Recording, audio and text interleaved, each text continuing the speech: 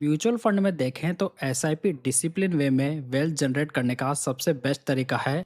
वहीं पर दूसरी ओर लमसम से एक बड़ा अमाउंट एक साथ इन्वेस्ट करके इस वेल्थ क्रिएशन की स्पीड को फास्ट किया जा सकता है। क्योंकि दोस्तों जब हम लमसम करते हैं तो हमें यहाँ पर ज़्यादा यूनिट्स अलॉट होती है, जिससे कि हमारी फ्यूचर ग्रोथ के लिए हमारा बेस सॉलिड बनता है। और जब ये लमसम मार्केट क्रैश या टाइम करेक्शन वाले मार्केट में किया जाए तो वहाँ पर रिजल्ट्स काफ़ी बेटर भी हो सकते हैं। तो दोस्तों आज मैं आपको सभी मेजर कैटेगरीज के दो दो बेस्ट फंड्स बताऊंगा जो कि लमसम इन्वेस्टमेंट के लिए बढ़िया चॉइस माने जा सकते हैं। तो चलिए दोस्तों वीडियो शुरू करते हैं और बात करते हैं large and mid cap fund की। ये जो कैटेगरी है वो हमें large cap stocks and mid cap stocks दोनों का एक बैलेंस एक्सपोजर प्रोवाइड करती है, जहां पर हमें स्टेबिलिटी के साथ साथ में ग्रोथ भी देखने को मिल जाती है। इसी वजह से ये कैटेगरी लमसम के लिए बहुत ही बढ़िया विकल्प भी बन जाती है। दोस्तों इस कैटेगरी में मैंने Invesco India large and mid cap fund and Motilal Oswal large and mid cap fund को चुना है।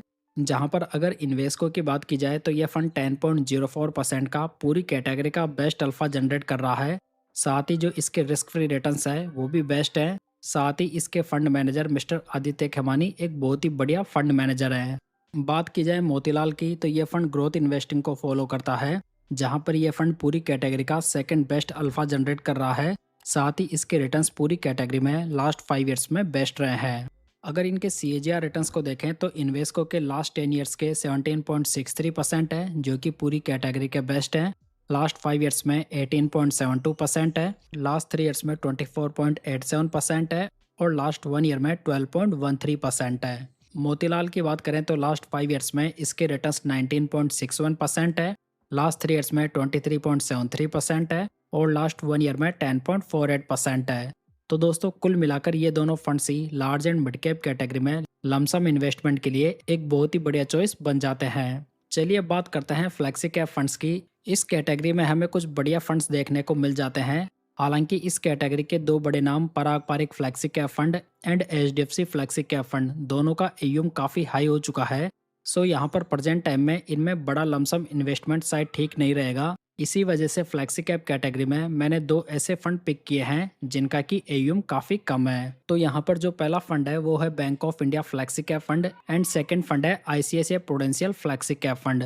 बैंक ऑफ इंडिया की बात करें तो यह फंड 7.20% का बहुत ही बढ़िया अल्फा जनरेट कर रहा है। साथ ही यह फंड एक एग्रेसिव नेचर का फंड भी है। जबकि दूसरी ओर ICICI का फंड वैल्यू इन्वेस्टिंग को फॉलो करता है, जहां पर इसका एसेट एलोकेशन भी बहुत ही बढ़िया है। अगर इन दोनों फंड्स के CAGR रिटर्न्स को देखें तो बैंक ऑफ इंडिया ने लास्ट 5 ईयर्स में 17.79%, लास्ट 3 ईयर्स में 21.72% और लास्ट 1 ईयर में 16.38% के रिटर्न्स बनाकर दिए हैं। ICICI के रिटर्न्स को देखें तो ये लास्ट 5 ईयर्स में 17.04% है, लास्ट 3 ईयर्स में 18.95% है और लास्ट 1 ईयर में 15.30% है। तो यहाँ पर दोनों फंड्स ने बेंचमार्क से काफ़ी बढ़िया रिटर्न्स बनाकर दिए हैं। चलिए दोस्तों अब बात करते हैं मिड कैप फंड्स की। इस कैटेगरी के जो फंड होते हैं वो अपना मेजर इन्वेस्टमेंट मिड साइज वाली कंपनीज में करते हैं। सो अगर किसी इन्वेस्टर को मिड कैप कंपनीज का एक्सपोजर लेना है तो यहाँ पर मिड कैप कैटेगरी के फंड बहुत ही बढ़िया चॉइस बन जाते हैं। दोस्तों इस कैटेगरी में मैंने Edelweiss mid cap fund and white ऑक कैपिटल मिड कैप फंड को चुना है। यहाँ पर इन दोनों फंड्स का अल्फा बहुत ही बढ़िया है, जहाँ पर एडलवाइस का एक लॉन्ग ट्रैक रिकॉर्ड भी अवेलेबल है। साथ ही ये फंड वैल्यू इन्वेस्टर्स के लिए एक बढ़िया चॉइस बन जाता है।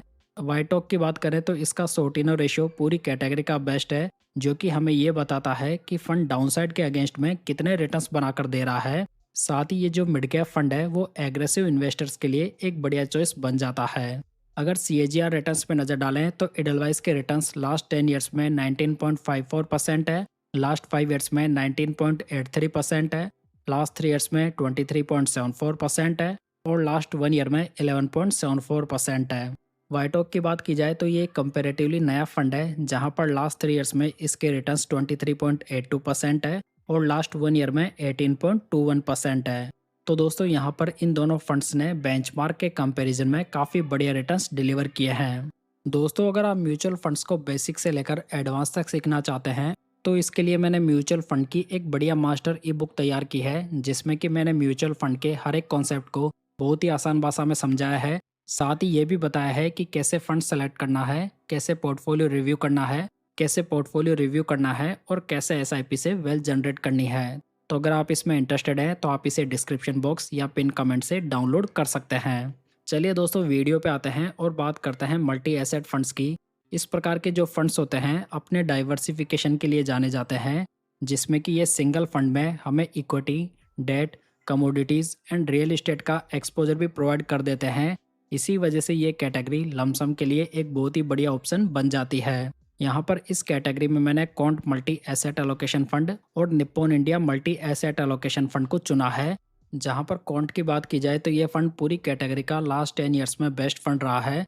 इसमें हमें एक अच्छा डाइवर्सिफिकेशन देखने को मिलता है। साथ ही जो फंड के रिटर्न्स हैं वो डाउनसाइड के अगेंस्ट में बहुत ही बढ़िया है। निप्पॉन इंडिया की बात करें तो ये फंड एक वैल्यू फंड है, जहाँ पर इसमें काफ़ी अच्छे फंड मैनेजर हमें देखने को मिलते हैं। साथ ही इसका डाइवर्सिफिकेशन भी पूरी कैटेगरी में बेस्ट दिखाई देता है। अगर CAGR रिटर्न्स को देखें तो क्वांट के लास्ट 10 ईयर्स में 19.01% है, लास्ट 5 ईयर्स में 19.84% है, लास्ट 3 ईयर्स में 22.99% है और लास्ट 1 ईयर में 21.75% है।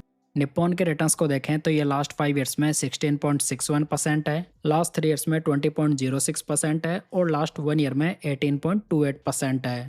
चलिए दोस्तों, फाइनली बात करते हैं स्मॉल कैप कैटेगरी की। ये जो कैटेगरी है, अगर यहाँ पर अच्छे डिस्काउंट पे इन्वेस्ट किया जाए तो यहाँ पर काफ़ी अच्छे रिटर्न्स बनाए जा सकते हैं, क्योंकि इस प्रकार के जो फंड होते हैं वो अपना most of investment small cap companies में करते हैं, जिसकी वजह से यहाँ पर हाई ग्रोथ की पॉसिबिलिटीज़ काफ़ी हाई होती है, लेकिन साथ ही यहाँ पर हाई वॉलेटिलिटी भी मौजूद हो सकती है। दोस्तों, इस कैटेगरी में मैंने बंधन small cap fund and Motilal Oswal small cap fund को चुना है, जहाँ पर बंधन लास्ट 5-6 साल में इस कैटेगरी का बेस्ट फंड रहा है। साथ ही इसके पोर्टफोलियो का वैल्यूएशन भी काफ़ी ज़्यादा रीजनेबल है। इनके अलावा ये फंड पूरी कैटेगरी का बेस्ट अल्फा जनरेट कर रहा है। मोतीलाल ओसवाल की बात करें तो ये फंड एक नया फंड है जो कि ग्रोथ इन्वेस्टिंग को फॉलो करता है, जिसमें कि काफ़ी अच्छे फंड मैनेजर भी देखने को मिलते हैं। अगर बंधन के लास्ट 5 ईयर्स के रिटर्न्स को देखें तो ये 20.12% है, लास्ट 2 ईयर्स के 10.11% है और लास्ट 1 ईयर के 14.13% है। मोतीलाल के लास्ट 2 ईयर्स के रिटर्न्स को देखें तो ये 17.32% है और लास्ट 1 ईयर के 26.39% है।